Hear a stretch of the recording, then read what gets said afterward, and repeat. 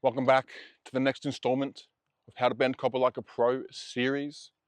Part 1, we level up your copper bending skills with what we can see right here. And in part 2, we're going to continue on to sharpen those skills, my brothers and sisters, from the lug down here through to our 90 bend out the hole.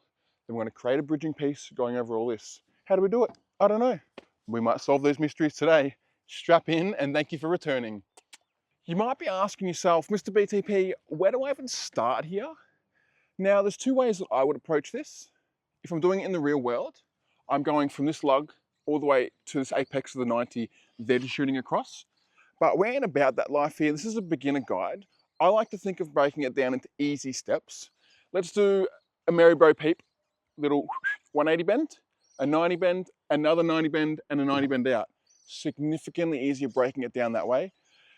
I find it just complicates things when you have to go from this part here to this part here. Plus the amount of times that I have done this in the field and wrecked a piece, just not worth it. Let's go back to basics, as it is a basics beginner guide. So we are not wasting materials. We are going to do things with intention and measure. 100 mil past this. 330, making it 430. Plus 200 is 630, and we'll add another 200 mil onto that, making it 830.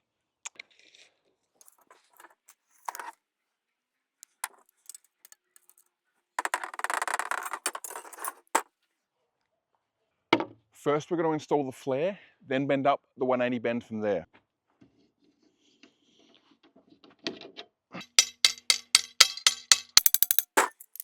Bada bing, bada boom, baby. Now with the flare made up, we're going to do the 180 bend. Because this is a practiced exercise, we're going to give ourselves 150 mil. It's going to look quite ugly coming back down, but it makes this part here significantly easier instead of making it too tight. So we're going to go large. Maybe not 150 mil, maybe probably 100.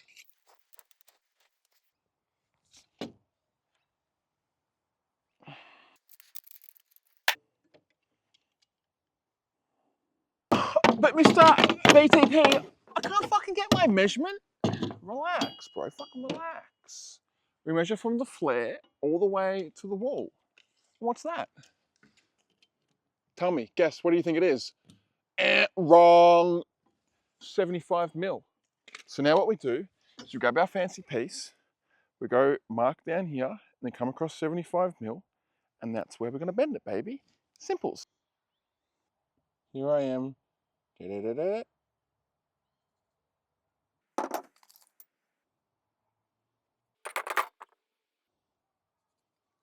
Now with this bad boy accurately drawn up, we need to bend it.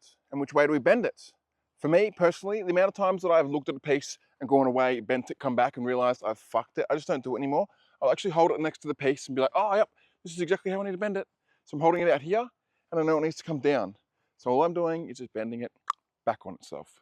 And just like in part 1, we line up that 90 bend with the internal part of the bender itself. There we are.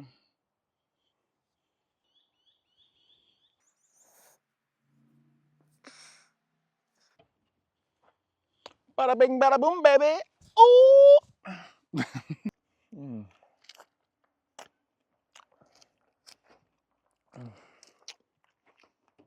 So good. I don't know about you, but I'm an idiot. For me, I don't need to overcomplicate the thing. With the piece in place, and I've got the mark right there, here we go, baby. Laughing. And now we know that's where the apex needs to be for our 90 bend. And just like before, I'll hold my piece next to the work to make sure I'm bending it the right way. It is so disappointing when you put 10 or 15 minutes of love into something to bend it the wrong way, and you think, fuck yeah, I've done a great job. You gotta hold it up next to the thing, only to realize you're a fucking dumb cunt and you've bent it the wrong way. So frustrating. I don't know about you, but for me, that can set me off all day. Preventable mistakes, fucking hate them. But Mr. BTP, if I bend it from this way, I'm gonna fuck it. Just like last time in part 1, do your fucking research. We can bend it from the other way. It's the same principle, just backwards. Next minute, fucking watch me fuck this. For those of you playing along with a keen eye at home, you'll notice my first bend, I absolutely missed the mark here a little bit. It still works out fine. You can see the black bend, it's not in the apex, but here we're gonna make it a bit tighter, hopefully. But we'll have to fucking make this thing again. Ain't happening. You know, moment of truth. Oh, it's like I fucking did it. It's like I bought one, bro.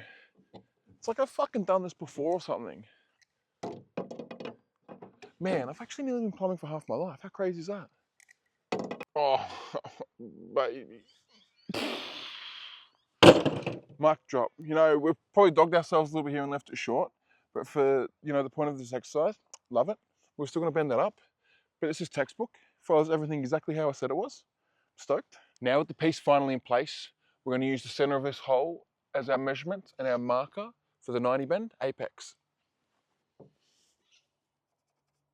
Now with our final measurements, we're going to transcribe that all the way around. And you might be asking yourself, Mr. BTP, is that too short to pull a bend? And I'm pretty fucking sure you're right. But for the point of this exercise, we're still gonna do it, even if we only get halfway through the radius.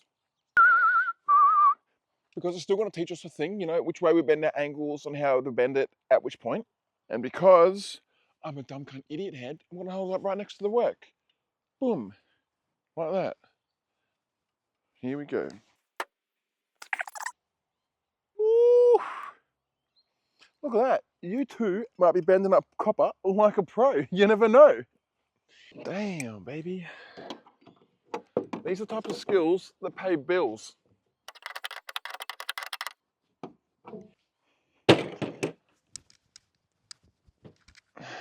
Nailed it. Man, these are so good. Well, brothers and brothettes, we're at the end of a video. As you can tell, it's blowing out. So this is part 2 of what we're probably going to deem as a part 3 series, how to bend copper like a pro. Next round, we're going to bend this up, bridge piece, have it out. You'll be bending copper like a pro in no time, baby. Thanks for participating, and I love you all. He loves ya! He fucking loves ya! BTB loves ya! He had a fantastic